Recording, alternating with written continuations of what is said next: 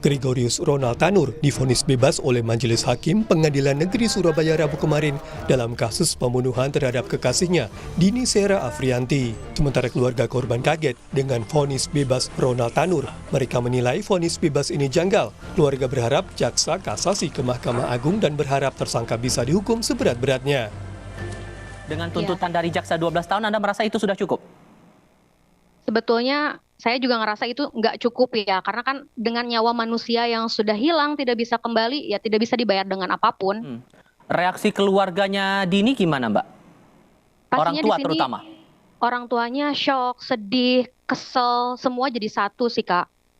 Ya pastinya jaksa harus meminta banding ya, karena menurut saya ya ini tidak benar gitu. Ya harusnya tersangkanya ya dihukum seberat-beratnya, kenapa bisa lolos gitu aja. Putusan bebas Ronald Tanur juga membuat marah Wakil Ketua Komisi 3 DPR Ahmad Sahroni.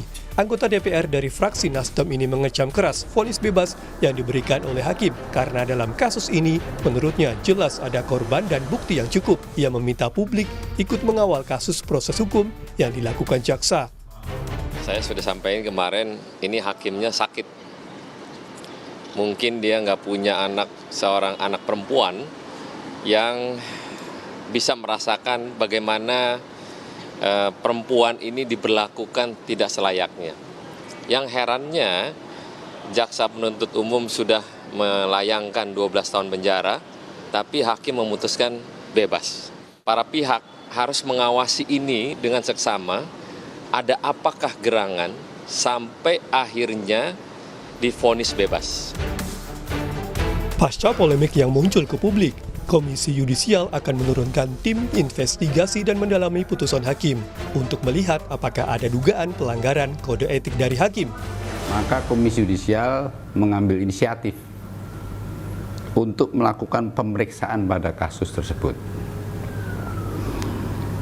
Walaupun KY tidak bisa menilai suatu putusan, tetapi sangat memungkinkan bagi Komisi Yudisial untuk menurunkan tim investigasi serta mendalami putusan tersebut guna melihat apakah ada dugaan pelanggaran kode etik dan pedoman perilaku hakim.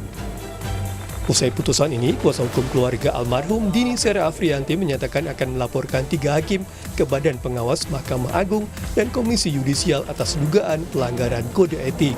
Tim Liputan, Kompas TV.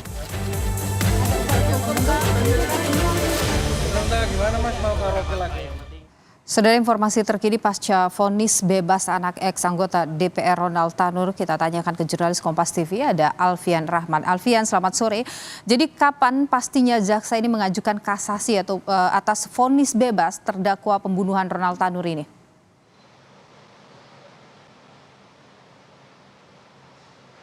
Ya, selamat sore Niluh dan juga saudara. Kapan pastinya jaksa akan melakukan kasasi gitu kepada Mahkamah Agung terkait kasus Ronald Tanur? Informasi yang kami dapatkan dari Kepala Kejaksaan Negeri Surabaya, Joko Budi Darmawan, pihaknya saat ini telah bersurat atau mengirim surat kepada Kepala Pengadilan Negeri Surabaya untuk mendapatkan salinan putusan lengkap hakim terkait putusan atau vonis bebas terhadap Ronald Tanur yang terjadi pada tanggal 24 Juli 2024 lalu. Nanti kemudian setelah mendapatkan salinan putusan secara lengkap tersebut akan menjadi bahan daripada jaksa dan dari Kejari untuk membuat memori dari kasasi. Memori kasasi tersebut nantinya akan menjadi pertimbangan dari jaksa dan dikirim ke Mahkamah Agung. Prosesnya pun ini bisa ditargetkan 7 hingga 14 hari ke depan dan diharap dari jaksa sendiri proses ini berlangsung cepat untuk dapat membuka kembali kasus ini dan mendapatkan tuntutan yang selayaknya dituntut waktu pengadilan berlangsung lalu, yaitu 12 tahun penjara, karena memang dari jaksa sendiri yakin bahwa terdakwa Ronald Tanur ini melanggar pasal 338 terkait pembunuhan dan juga beberapa bukti telah diajukan seperti yang telah termuat atau telah dibacakan atau telah diterbitkan waktu proses pengadilan, Niluh. Oke, Alfian, tadi pagi ini kan 3 hakim yang memvonis bebas Ronald Tanur ini datang ke Pengadilan Tinggi Surabaya. Apakah ini berkaitan dengan kisru yang terjadi sekarang, berkaitan dengan vonis yang mereka berikan?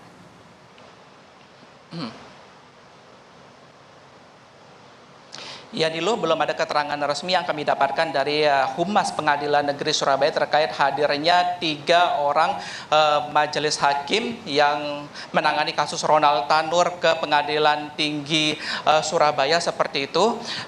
Namun yang dipastikan oleh Humas Pengadilan Tinggi, kehadiran dari 3 orang majelis hakim ini tidak ada kaitannya dengan kontroversi dari vonis bebas yang diberikan pada tanggal 24 Juli tersebut. Pantauan kami juga, Nilu dan juga saudara, ini salah satu hakim yaitu Ketua Majelis Hakim Damanik ini tiba di gedung Pengadilan Tinggi Surabaya, Jawa Timur sekitar pukul 10 pagi waktu Indonesia bagian Barat dan keluar sekitar pukul 11 lebih 44 menit. Ada sekitar 1,5 jam lebih pertemuan tersebut, dan informasi yang kami dapatkan dari Humas Pengadilan Tinggi Surabaya, Jawa Timur, datangnya majelis hakim ini atau ketua majelis hakim ini adalah panggilan dari wakil ketua PT Pengadilan Tinggi Surabaya. Namun untuk keterangan resminya terkait alasan pemanggilan tersebut belum diketahui. Seperti itu, Nilo. Alfian, terima kasih atas informasi Anda, jurnalis Kompas TV.